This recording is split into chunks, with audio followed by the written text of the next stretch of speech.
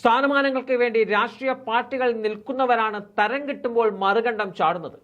അത്തരം ചാട്ടക്കാരുടെ സീസണാണ് ഓരോ തെരഞ്ഞെടുപ്പുകളുമെന്ന് നമുക്ക് കാണാൻ സാധിക്കും.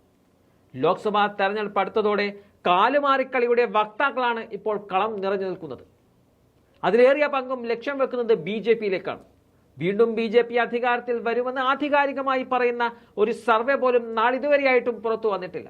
പ്രാദേശിക പാർട്ടികൾ കരുത്ത് കാട്ടിയാൽ ഒരുപക്ഷെ 200 മുതൽ 250 സീറ്റുകളിലെങ്കിലും BJP വീഴുമെന്നതാണ് പുറത്തുവരുന്ന സർവേകളിൽ അടിവരയിട്ട് പറയുന്നത്.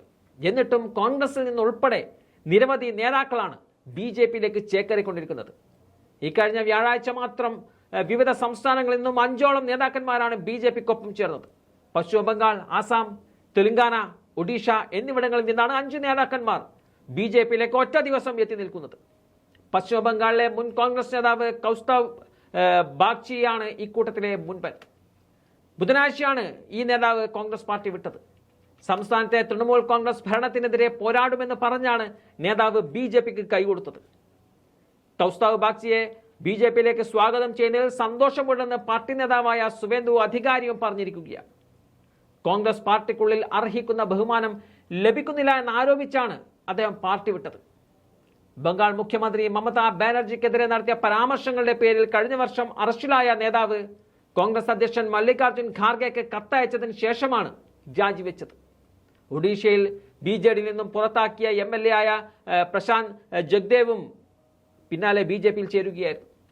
പാർട്ടിയിൽ നിന്നും പുറത്താക്കുന്നതിന് മുമ്പ് ഒഡീഷയിലെ ചിൽക്ക മണ്ഡലത്തിൽ നിന്നുള്ള MLA ആയിരുന്നു ഈ നേതാവ്.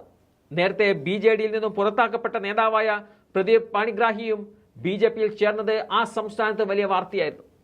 കൂടുമാറ്റത്തിലെ അടുത്ത അധ്യായം കോൺഗ്രസിന്റെ ഒരു പ്രധാന നേതാവ് കൂടിയായ ആസാമിലെ റാണ ഗോസ്വാമിയിൽ നിന്നാണ്.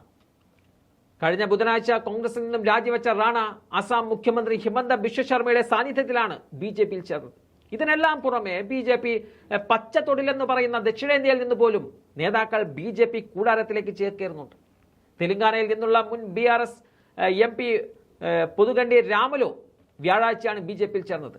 രാമുലിനൊപ്പം അദ്ദേഹത്തിന്റെ മകനും തെലങ്കാനയിൽ നിന്നുള്ള ഒട്ടേറെ നേതാക്കന്മാരും BJP-യുമായി കൈകൊടുത്തിരിക്കുകയാണിപ്പോൾ.